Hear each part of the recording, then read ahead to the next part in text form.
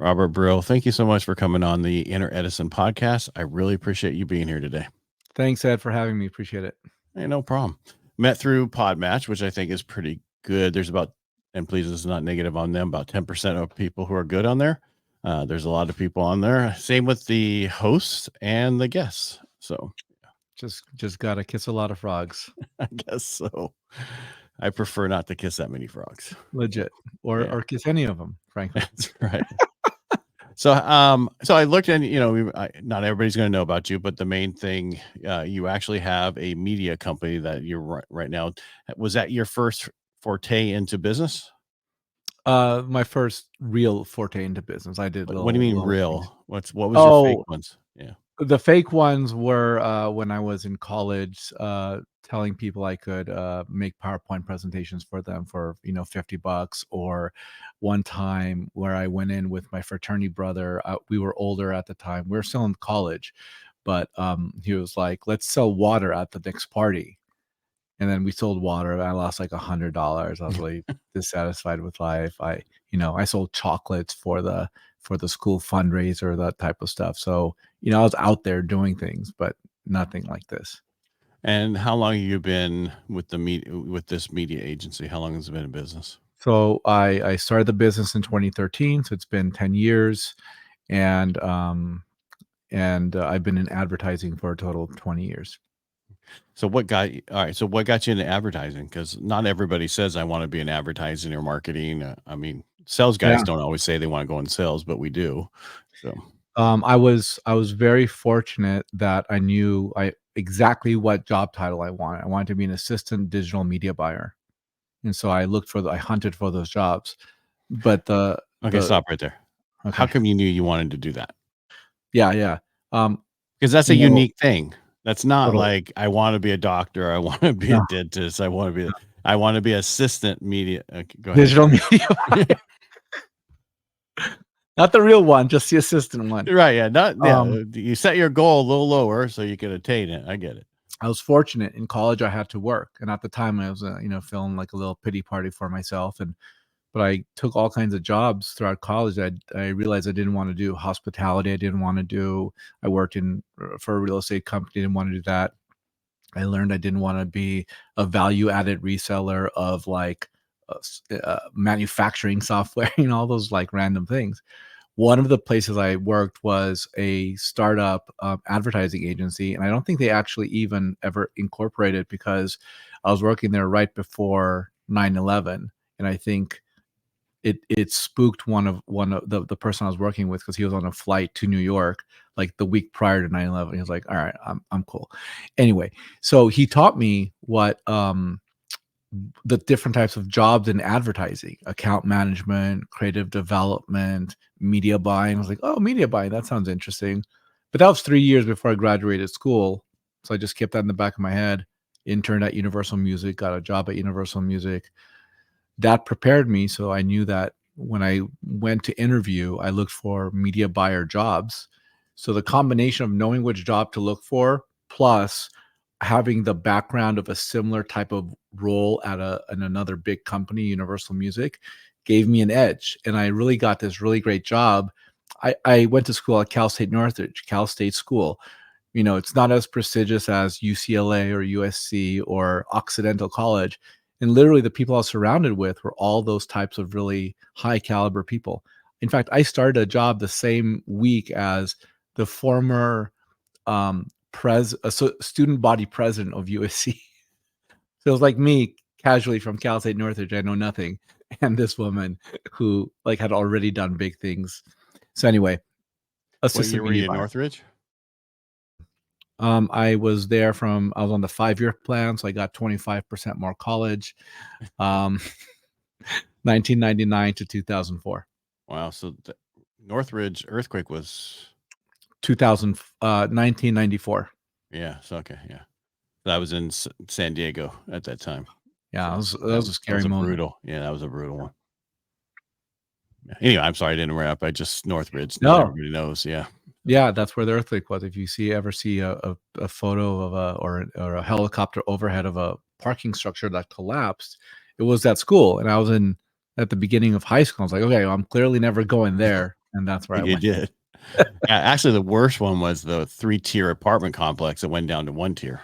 So, Oh yeah, that's yeah, I still live in the area, and that's very scary. yeah. Did they ever rebuild that one? I don't know exactly which one it Okay. is, but all over There was only Los one of Angeles, them. Yeah.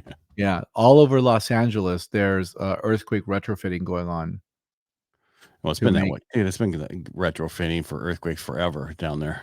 So, yeah. because I used to live down there, so I'm in Northern California right now. So, Oh yeah, I mean, I'm sure it's happening there too, yeah, like getting buildings up to code.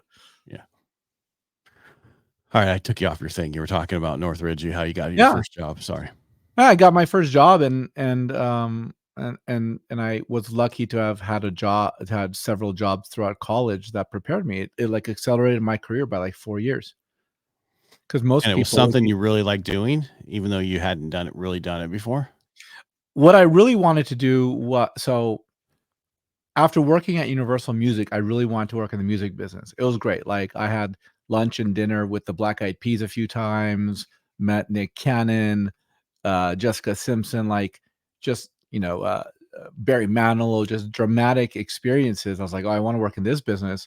But around this time, the music business was still reeling from getting blown up by Napster and Kazaa and Morpheus and all those peer-to-peer download properties.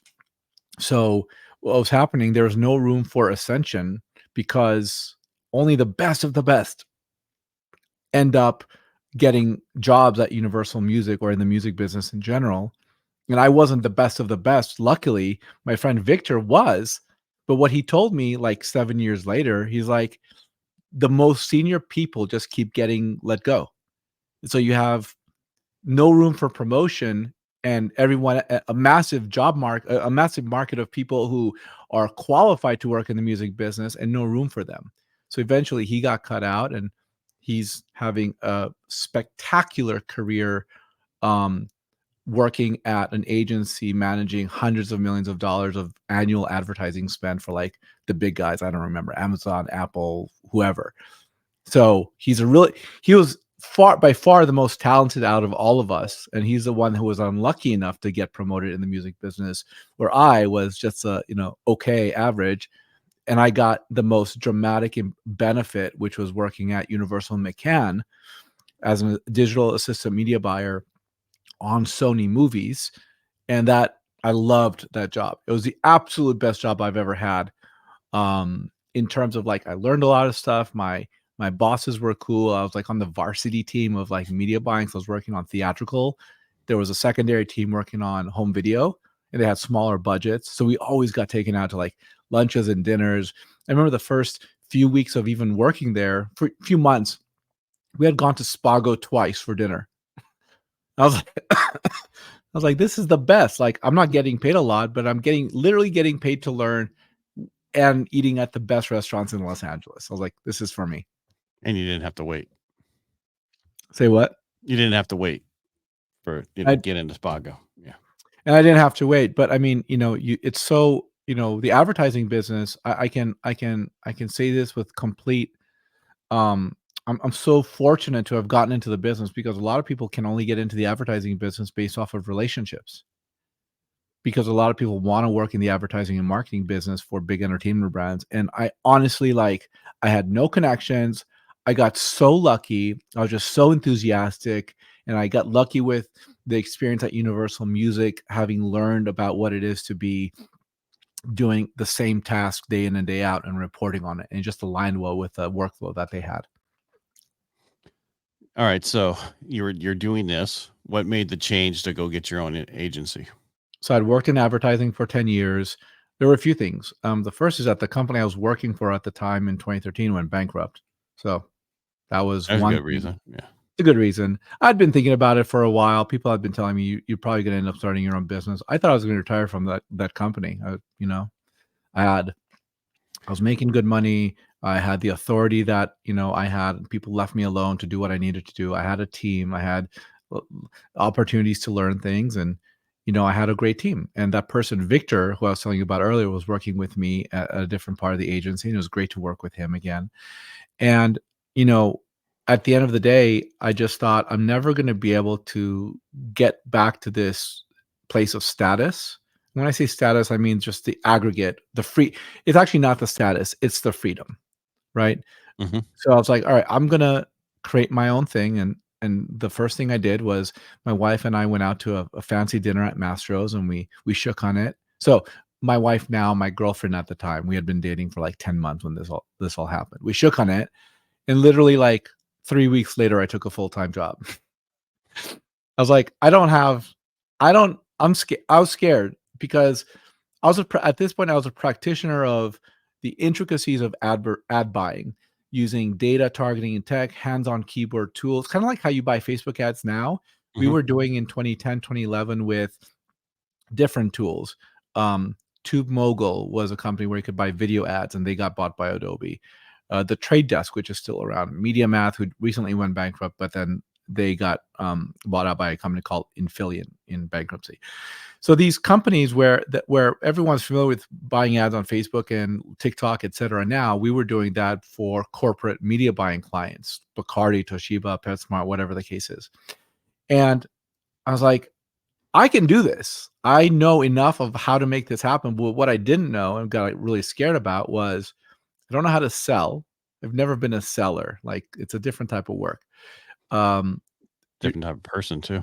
Different type of person. It's a lot of money. Like, you're running big, let's say you're running $100,000 advertising campaign. What's common is you run the advertising space and then 60 days later you get paid.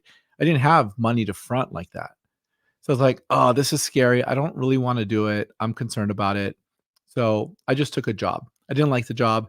I reported to the owner of the company, and it was much more of a creative shop than a media buying shop. So it just didn't mesh with what I was looking for. But also at the time, I had become a bad employee. At some point, you just age out of that, like wanting to deal with other people in a certain way. And I just wanted to do things my way. I was like, I think I can do things my way. And I was also getting offers from people who needed marketing and advertising, nothing substantial. And I was tinkering with my own things. So I actually got fired by that job, rightfully so. Like, it should have been sooner. But 2015 came around, February 2015. I'm like, all right, I'm going to go all in on this. And I did. I became a complete jerk in terms of my personal relationship with my then girlfriend, now wife. She broke up with me. That was a mess. That was just the most horrible, excruciating thing. I was like, oh man, what am I even doing with my life? Put my business on hold, did the absolute minimum amount of work, spent most of my day running and going to the gym just to not feel the pain of that just excruciating loss. Because I knew she's the love of my life, and it was just painful. And then along the way, the fundamental challenge for me was I started a few different businesses. Because I was like, I don't want to deal with the issues of selling and dealing with clients and taking big financial risks. So I'll do other things. I'll be an influencer. I'll do influencer marketing. I'll do social media. I started a website trying to monetize that. I did all these things trying not to do the thing I'm the best at, which is programmatic and digital advertising. So all those things failed, derailed me for a couple of years. When I finally decided to go all in on digital ad buying, and I'm going to deal with the problems, I'm going to go straight through the breaks and figure it out. That's when my business started to grow. And now we're a 20-person team. We've been on the Inc. 5000 plus the Financial Times 500 and the Inc. 5000 regionals, a total of 10 times, where we've been recognized as one of the fastest growing private companies in America. Wow. So along the way, there's Edison moments. I heard some of them, but you didn't explain them. Besides the fact that, you got fired. We all have to get fired to be owners of companies. Yeah, that's funny. Because there's a reason we're owners of companies. It's not because of our great personality. It's because we get to, like you said. So I'm a vet. I got stationed at Camp Pendleton. I was stationed with the Marines, but I was really at the hospital there and that's how I came out, and I had my bachelor's and master's, and I didn't want to deal with that same time of mentality where I got paid for what I did, but I wanted to get paid for what I earned, what I could build. And that's where The I was value. a salesperson. Yeah, exactly. But then I got to a point where I don't like dealing with people to a certain point. You know what I mean? A good friend of mine's a vet, and he's like, I really hate going in the office and have to go, hi, how's your day? Blah, blah. I just want to get to my desk and work. Yeah. That's a challenge, right? Hmm. I've always been a hard worker. In high school and in college, both first semesters, I got straight A's, maybe like 1 A minus. And then slowly it like declined to the point where in college I was like, "Oh God, I hope I pass. I hope I just graduate." But like first semester, straight A's or like an A minus in there somewhere. Um, at work at Universal McCann, I did the same thing. I put so many hours into that job because I was getting paid to learn, and I knew I need to learn as quickly as I possibly could. So I learned a lot, and I enjoyed it. What I what I've come to understand now, there's a few things about that for me. Number one, I'm always working to the detriment of, the relationship with my wife. She's like, "Okay, can you just take a break and be present with us?" That type of thing. But, even with the people I work with, like, I'm always business. Like, I'm not here to, like, chit chat, but it's valuable to chit chat Yeah, because you people have to feel chit more chat. comfortable, Yeah. they feel safe, it's inclusive, all those things that are actually very important. So, I've a lot of the things that I've worked on as a human being is both for the benefit of my professional experience and my personal relationships, which is just be a better human being, be easier to talk to, learn a little bit about empathy. But the reality is, as a business owner, is we have to hire for the skills we lack. And Hmm. so we have people in our team who are dedicated to ensuring that people are happy with the work that they're doing. And we have honest, candid feedback of when the team has too much work, when we need to hire, all that stuff. So it's really important for me that the people who work with us are happy with the work they're doing. They get compensated correctly, and they're learning something so they can keep themselves mentally focused and excited about the work that they're doing. Are you guys virtual or in office? All virtual, all virtual. This is Have you my always been that way? yes, Okay. Because that's 100%. kind of where during the pandemic, we weren't, right? I don't know, a Mhm. mortgage company. We're still completely open and doing everything normal. And then afterwards is where we went virtual. So yeah, We it were was a weird. virtual we were virtual from the start because my last that job that I mentioned, I was like an hour and a half drive each way from West LA to Pasadena and back, and I was like, "I never wanna do this again. It's such a drain." So we had some benefits. The real opportunities with remote are you get to hire really talented people from all around the Right. country, which is great. Like, our director of media spends her time between Hawaii and Michigan. Like, she figured it out. And Yeah. if we have an office, I wouldn't be able to hire her. Right. But you're right, and that's what I found is, and but on my biggest issue is it's better to have. Are you guys employees or contract? Employees. Yeah. So it just depends on how each company's set up. Because in California, and I'm not trying to knock California, but the employee has more rights than employer does. Yeah, it's an employee-friendly state, absolutely. That's what my lawyer tells us. Employee friendly. Yeah. It's employer detriment state. I mean, and I'm not, I mean, and that's just Yeah. what we have to deal with the way they set things up. So I know a Yeah. lot of companies who went from employees in California to contract out of California. And so I was just Yeah. wondering if that's something that you guys have set up. I'm not, when we hire, we're hiring everywhere. Like, we'll hire people outside the United States too. Right. I mean, we're hiring for the best fit at the right experience level. But my question is, do you have to pay them like they're in California? No, Okay, I it's I pay whatever them. state they're in, right? Or wherever they're located, right? I pay people based on, conversation. We have open and honest conversations about jobs, about work. Like, we're interviewing right now. It's like we'll have a price point, a salary on a job, and it's like, okay, like, what do you actually want to make? Because if I That's hire a what I person, would. That was not where I was going. I was just wondering if California tries to get their claws into those people in other places. Is all I was getting at. as far as I understand, no. I mean, the goal here is like I want people to be happy working here. There's no point for me to haggle down a cost and then you're spending the next year looking for a new job. Right. No, to get replace people, it's very expensive. Yeah, you So I'm, lose yeah. tribal knowledge, insight in how the business runs, you lose relationships. It's a mess. Yes. No, I was just trying to figure it. So how many of your staff is there a lot of people in California? Is there most of the companies out of California? I'd say about a third of the staff is in California, Okay. and then the rest are spread out. Yeah. I'm nosy. Sorry. But even the people in California, like I've met like once or twice because we have client like things going on. But Right. I'll work with people, and I've never seen them in person. Well, and that's good. That's what it's a totally different world now because Yeah, I don't want to drive. I mean, I was telling somebody the other day, if I wasn't in Rotary, I probably wouldn't have left the house in the last week. I 'Cause I don't leave work. the house. Yeah. So you know exactly what I'm talking about. I 100%. get it. Yeah, I get it. So I built out my studio at my house. That's how it all Right. started because I got tired. My book came out last year, and people from like Brazil was like, "Hey, can you be on my podcast?" It's like 5 o'clock in the morning here or 4 o'clock. I don't want to be at my office at 5 o'clock in the morning and Right. 6 o'clock in the morning. So I built it out at my house, and I'm like, why do I need this? I haven't been in my actual office in Yeah. almost 3 months. Why do I need it? Yeah. Yeah. Yeah. It's so much better. I mean, look, I've coined the phrase daytime pajamas, right? Like you're basically like in something comfy, like a hoodie, like you're wearing, and like jogging pants. It can be nice jogging pants, expensive jogging pants, but like you feel Diori. good, Yeah. huh? Diori. Velour, yeah, Diori, velour, or whatever the case is. Yeah, yeah. Well, I'm not velour. I'm talking the Viore, the brand. I call it the men's yoga pants. So Right, right. I don't know just what these are, but they're very comfy.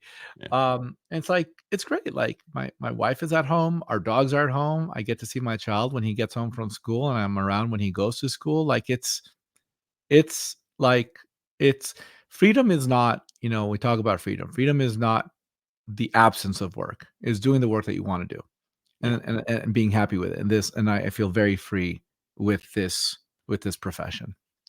But do you have the problem with turning it off because it's so close? Oh yeah, I mean, look, I'm working. Yes, the short answer is yes. I mean, I did an analysis of when I work. I'm usually working from 8 to 6 in most days, and then come in. We have some food, or 8 to 5 even, and then like I'm back working like around 7 to 10, with breaks here and there. Give Yeah. my Well, wife a little bit of break, and ensuring that like if the child needs milk, get him the milk. But you know, no, I it's also just good. Go ahead. Sorry. no. I was just that say is a lot of people say when you have people who work from home, a lot of them put a lot more time in. There are some who don't, but a lot more. There's I more think that. people do. I think people do, but it's hard for me to tell because I'm the owner of the business.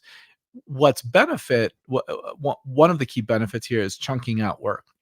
Mhm. It's far easier, I think, for many people, including me, to like, do a chunk of work for like 20 to 30 minutes, and then if you get into the flow, you do it for an hour, rather than being forced to be somewhere and then you don't have a clear head when you're doing the work. So I think chunking works to the benefit of many people. And there's less distraction, meaning that you don't have somebody knocking on your door. Hey, can you go over this with me? That's why I find that I don't get distracted as easy. I can focus on what I'm working on, and then you set up times for people to talk to people. So 100%. where it's a little bit harder in person to do that. So, Yeah, absolutely. because you want to have an open door policy, but you really want to lock it. 100%. Like I was finding, in the earlier days of my business, I was like, am I busy? Am I not busy? And I'm looking at my days. I'm like, yeah, I'm pretty darn busy. I'm getting things done and it's effective. So where's the company going now? I mean, because we talked a little bit, there were some issues. So let me before we answer that one, what Yeah. was your biggest Edison moment Yeah. I growing? mean, there was a moment where we went from 2 to 7 employees over the course of a summer. There's a few learnings there, and everything was disheveled. I was unhappy with the way the business was going. Some of our clients were expressing discontent.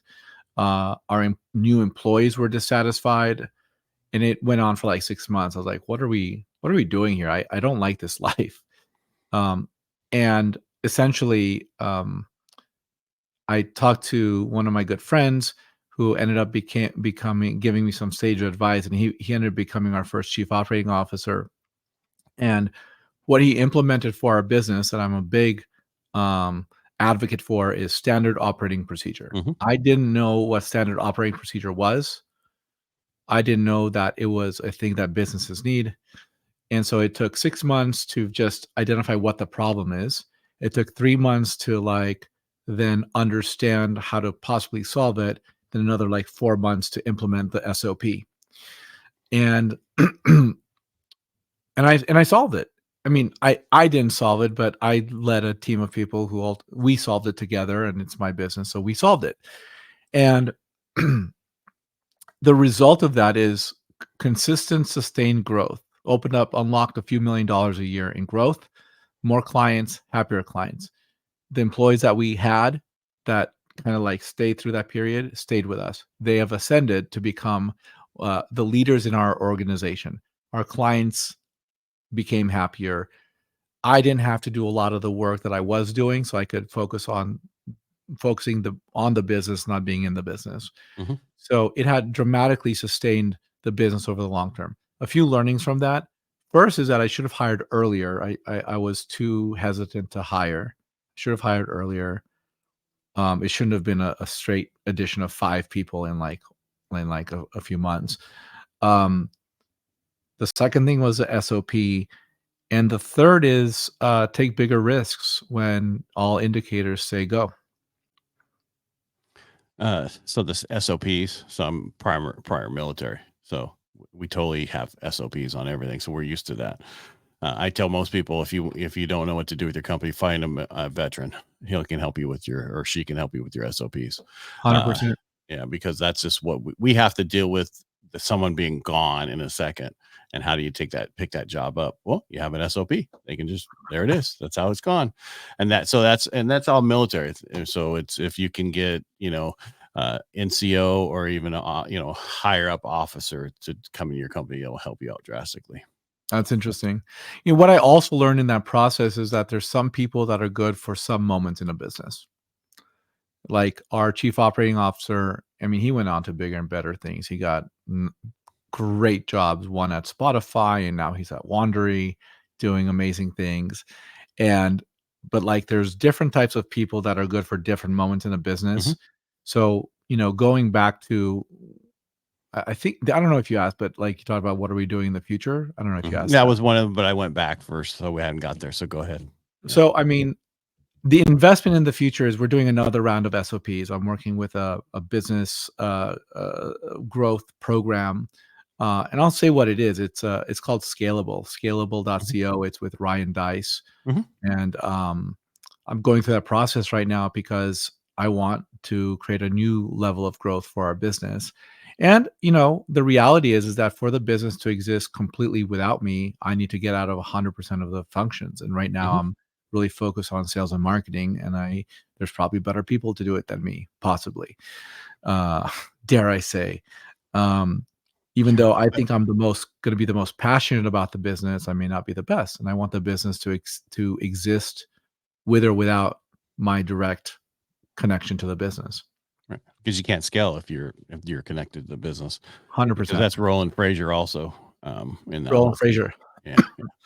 So I had a video go viral of Roland Frazier. It's on my TikTok, talking about. Were you at the Traffic and Conversions conference? Not this last year. I didn't make it this year in the Vegas. Yeah. Yeah. So I have this video. It's the first time I went. I have this video going viral of Roland Frazier presenting, I think it's Air.ai, of a sales bot having a conversation with a human about selling his business. And it's both horrifying and amazing because at the beginning of the call, the bot talks to someone who answers the phone, and they're not talking to the owner of the business or the decision maker. So the bot maneuvers it and actually gets the business owner on the phone. And then the bot does all the sales things. Hey, you're going to go to, that sounds interesting. You're going to go to Europe if you sell the business. That's cool. That's all the things you should be doing for sales. It's fascinating. Mm-hmm. And that's Roland Frazier on stage. So that's the future, right? That's now. No, what I mean is the future of how everything will be for most places where AI is going to take over completely to a certain point. But I still think most people want to deal with a human to a certain point. They'll get most of the stuff out of the way up front with the AI, but then speak to actual person at the end. Yeah. potentially. Yeah. Yeah. Look, I think I'm a big sci-fi nerd. You give me time travel or aliens or multiple universes or like space stuff or all of that, I'm watching that. If you look to the future of how humans um, envision what the future looks like, it looks like an AI accelerated world where different pseudo consciousness entities help us or accelerate our ability to do certain things. It's just kind of like customer service. Most customer service can be handled online or over the phone. It's always the edge case that requires a human, to your point, right? The Right. humans will never go away. It's just that humans will be there to do more high value work, Mhm. and rote, monotonous, repetitive stuff will be handled by robots, which is going to displace a lot of people, for sure. It's going to cause some pain, but it's inevitable. It's an inevitable expansion of what we're able to do as a species. Right. And you're right. There's going to be a lot of pain there. The question is that going to be a social, social light pain fixed Yeah, politically? You know what I mean? That was a political statement. it's like UBI, right? Like, Yeah. a lot of people say we can't do UBI because it's communism. That's not communism, but UBI is an obvious, at least short-term fix for a whole generation of people who are going to be out of universal basic income. By I the know way, what you're talking. I know what someone listening. I hate acronyms. I don't care I who know. I'm talking I to. always tell people to explain it anyway, Yeah. even if yeah. Yeah.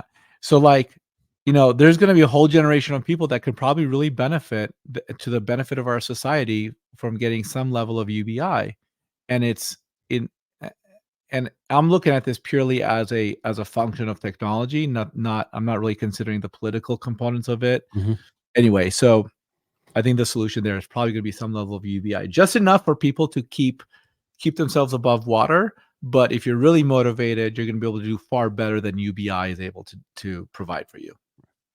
But like in my industry, with the way we are, it would be so much better if AI talked to them up front because they would never forget a certain thing to talk to them about and explain things to them, right? 100%. And that's what the difference is. But when they go to meet somebody, they were going to want to see that human person there to be there at the end to make sure of it, because that's just how people are. I think since the pandemic, more people want to have that human connection again versus I think if we didn't have the pandemic, it would totally have taken off even more. I disagree. That's okay. I don't I don't think I don't think people want human connection. I think some people do. I think a lot of people don't. Case in point, you're not leaving I the didn't house. know. I didn't know. What I'm saying, a human connection is when I need to talk to a human, I want to talk to a human. Yes, Yeah, 100%. that's what I mean about it. I'm not talking about talking to But every everybody. other day, I don't want to talk to people. Right. But when I need to, and I want to make sure this is right, I want to talk to a human because it's certain. And I think there's Yes. a huge part of our society because of the pandemic that they were locked up for so long. They go, I want to talk to somebody. I was in an area we weren't closed down the same way. Where are I you? was, I'm in Modesto, California, Central Valley. Oh, cool. So where that small pocket of conservatism in the area, and our sheriff was like, I'm not enforcing that. I'm not enforcing Yeah. that. And, kind of thing. So kind of like The San Diego, beauty certain places. Yeah. the beauty of it, there's no right answer. No one has experience with a once in a century No, pandemic. no. Yeah. No, I know. I'm not saying it just, so it's a lot of people have different takes on how they want it to be. I totally love AI. I use it all the time for everything I do. And Yeah. it's made my life so much easier for podcasting and everything I do because of the AI that they've created so far. And I've seen that stuff where somebody can talk to somebody, AI can talk to somebody and talk them all the way through. Cause I was like, when it'd be nice to have that for my front office. It'd be nice to have that for the next person there. And that the question is, will we become companies of one? No. Here's the so Because there's there's a lot of companies of ones right now. You know that, right? So I'm sure there are. yeah. I was a company of one. Here's my direct experience with how technology impacts an industry. 2010, so 2008 is when the digital advertising ecosystem started its change. But 2010, 2011 is really when it became relevant for most small and mid-sized agencies. I was a mid-sized agency. This idea of bidding on advertising space. Every time you see an ad, like on a website, or 95% of the time you see an ad on a website or on Facebook, on TikTok, etc., there's an auction, and that auction happens in milliseconds. And those milliseconds, there's data that's transferred. Who's the person looking at the ad? Is it a person who likes guitars? Okay, Guitar Center, bid on the ad. Or is it a person who has dogs? Okay, PetSmart, bid on the dog. Bid on the ad impression to reach the person who's interested in a dog. And then there's data passed back and forth. Did the person click? Did they see the ad? What happened? That was not the norm, because prior to that period of time, let's say around 2010, there were lunches and dinners and Lakers games and Dodgers games and custom sneakers and jeans, all of which salespeople were taking us to. And then lo and behold, 3 months later, we'd sign like a $200,000 contract with the New York Times or the Atlantic or Fandango or whatever it was. It was like, hey, great doing business with you. Let's go have another dinner to celebrate. All of that was manual. So now you have a place where the entire ecosystem is automated or becoming automated over time. So many salespeople, at the behest of their superiors, dug their head into the sand and said, this doesn't exist. You can't buy our ad inventory directly at 1/3 of the cost, but I could. I knew how to do it. They didn't even realize that it was possible, much less were they accepting it. So as a result, a lot of those people now work in real estate. The people who understood how to make it work, like, became leaders. I was fortunate to be in the right place at the right time. And many people like me at publishers, there's a guy named Matt Prohaska who was leading that charge for the New York Times.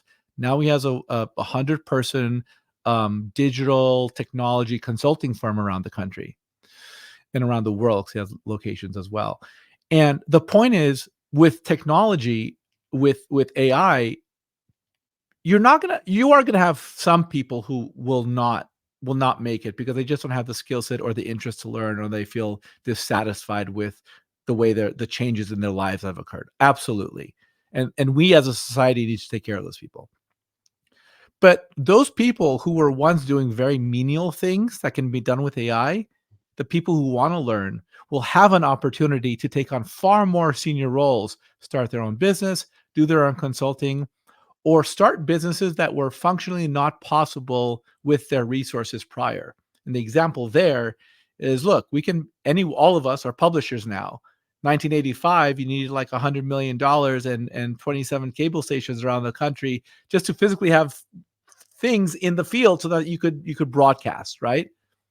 I think that's going to happen with the evolution of AI. Will there be companies of one? Absolutely. But the people who are motivated will create new and exciting companies off the tech that wasn't the types of companies that weren't possible like a decade prior. Oh, that's how everything works, right? I mean, that's how back when the internet was created. I mean, that whole thing changed everything, how we did everything, right? And going forward, that's how it always works out. But what I'm saying is, I still think the people will want eventually to deal with. I think there's going to be huge change. And then you're going to see a resurgence of people going, you know what? I kind of miss that human connection. Unless we could figure a way to get that human connection in with AI, then they won't. 100%.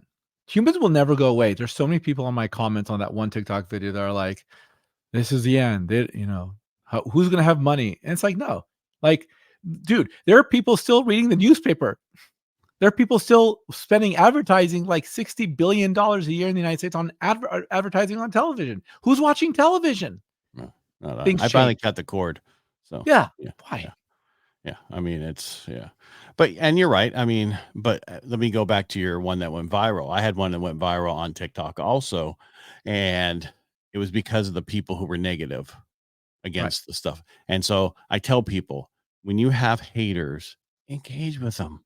They're the best because they go above and beyond somebody who really likes you. 100%.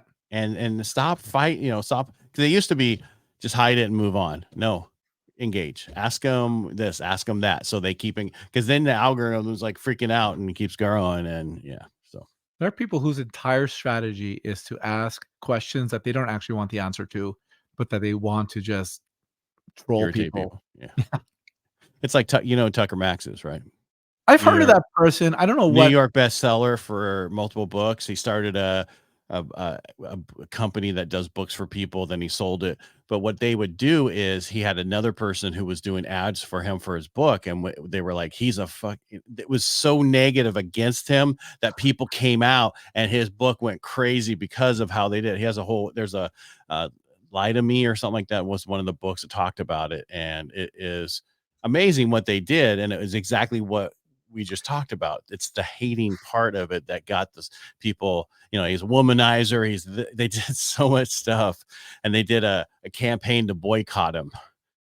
So his own ad agency created, ideated a campaign talking Trash shit about him. Yeah. I love And it. that was a long time ago, like 10 years ago. I have a hard time with that because our business requires such a great amount of trust. We have companies all the time giving us, like, whenever we have to work with someone, we have to develop a strategy. And the strategy starts with, what have you done in the past? What are your economics? What's the transformative value for your clients? All the things that maybe people don't want to talk about. They don't want to talk about what your margins are and all the failures in your marketing and why they haven't failed and what's wrong with your team.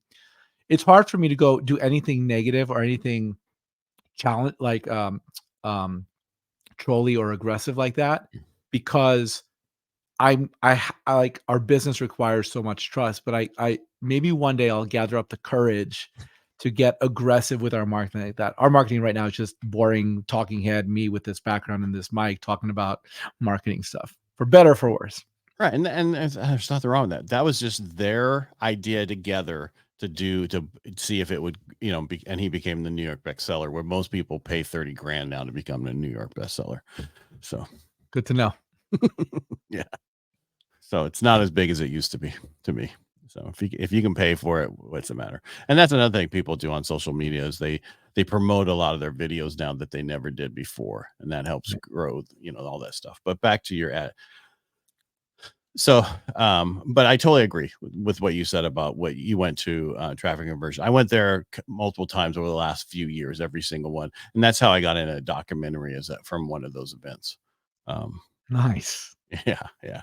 They were doing it on how people made money in real estate, and they talked to me because I have a radio show and a bunch of other stuff I've been doing. So they had me in there, and I was telling somebody else, they filmed me for 2 hours and they put an hour and a half in the whole documentary. Like, they don't normally do that. I'm like, oh, I think I was the only mortgage guy who said there was going to be no bubble, which there has not been a bubble. And I said that in 21. Yeah. So yeah.